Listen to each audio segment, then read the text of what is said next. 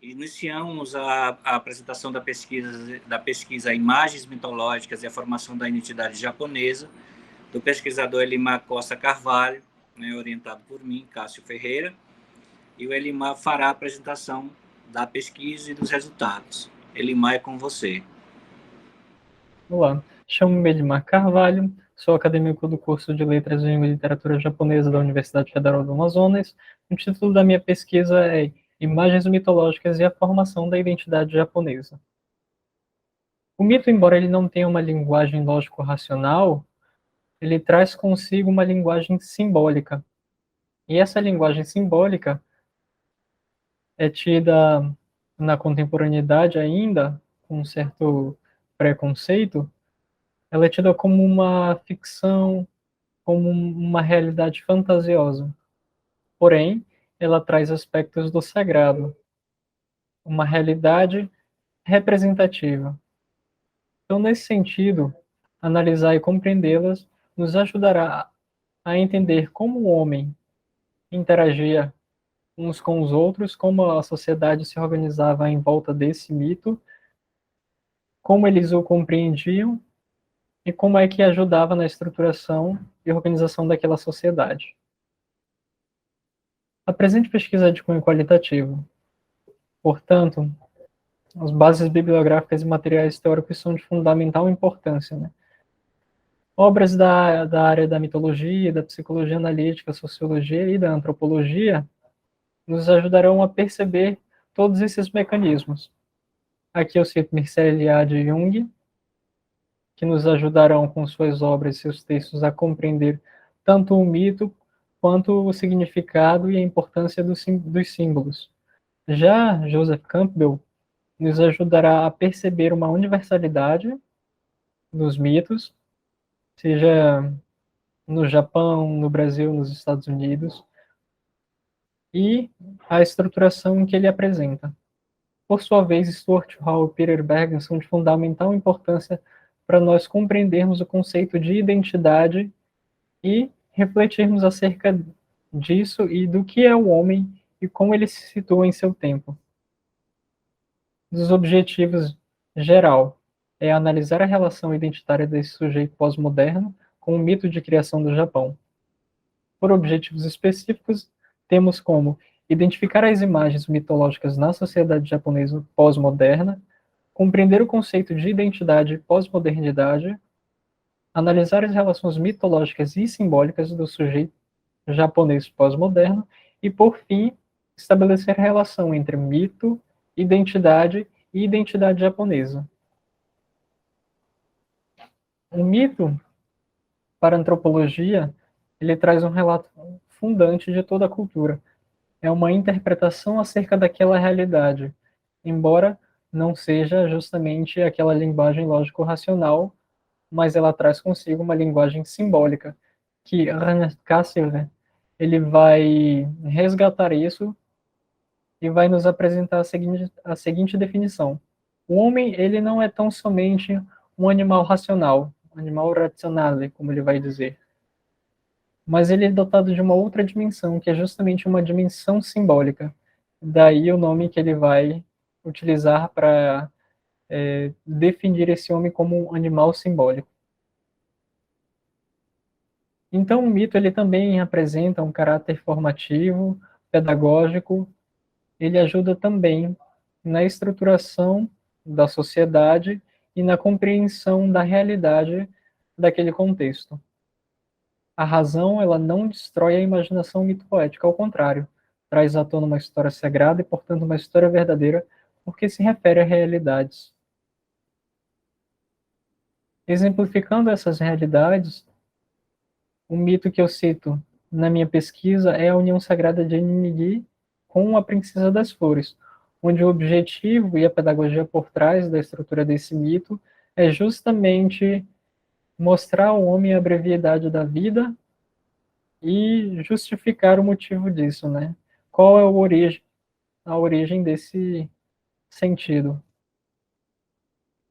Jung é um dos responsáveis, dentro dos pensadores do imaginário, por essa retomada do mito na contemporaneidade por ressignificá-lo e compreendê-lo de uma maneira mais profunda, levando em consideração o inconsciente do homem e o inconsciente coletivo também.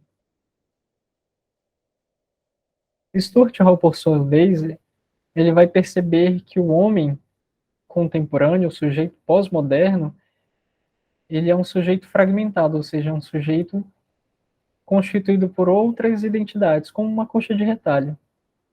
E os símbolos para esse indivíduo, ele torna-se distante, uma linguagem não acessível. Compreender esses mitos fundantes dessas comunidades é quase como um trabalho de tradução, para que seja compreensível ao sujeito pós-moderno. O símbolo comunica por meio de imagens aquilo que não pode ser definido em sistema fechado de palavras, ou seja, a linguagem lógico-racional ela não é capaz de delimitar. Daí a importância do simbolismo para as inúmeras religiões. Por isso que se utiliza desse artifício.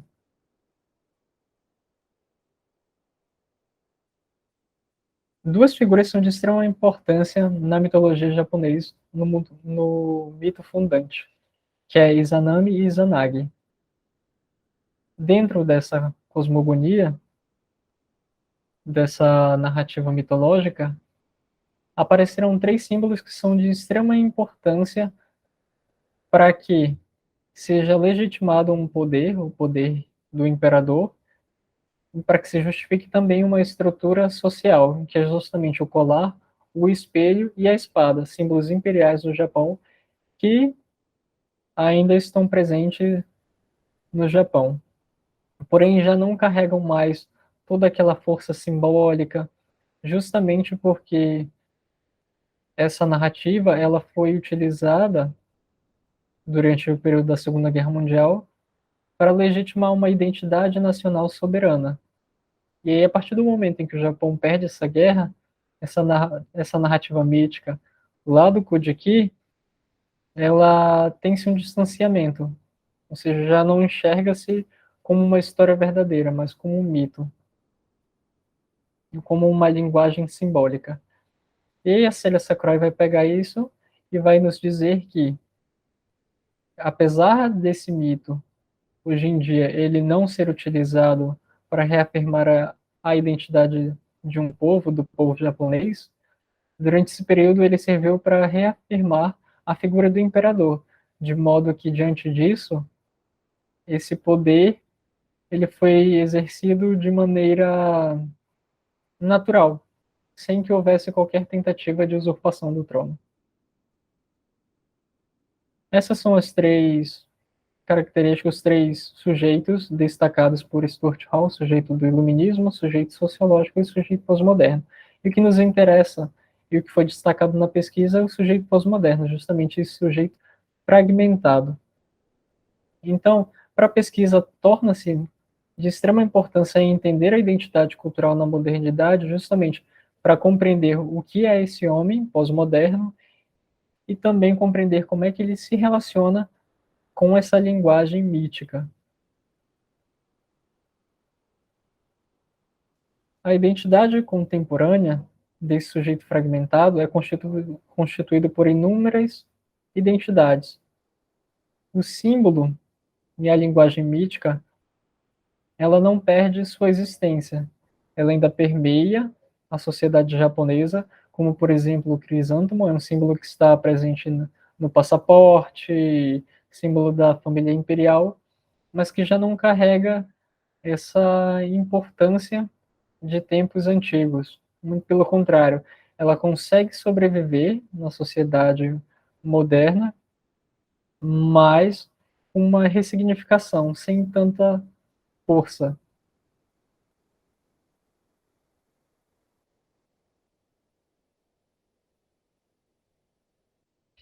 Uma vez que o Japão perde a Segunda Guerra Mundial, esse mito ele deixa de ter essa força e ele passa a ser utilizado pela cultura pop, seja nos mangás, nos animes, nas mídias, como fonte de inspiração, mas não como justificativa e legitimação de uma identidade propriamente.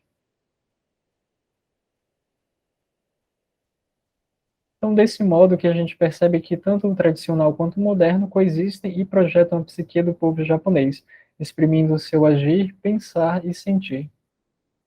E aqui são as referências utilizadas para o desenvolvimento da pesquisa. Obrigado.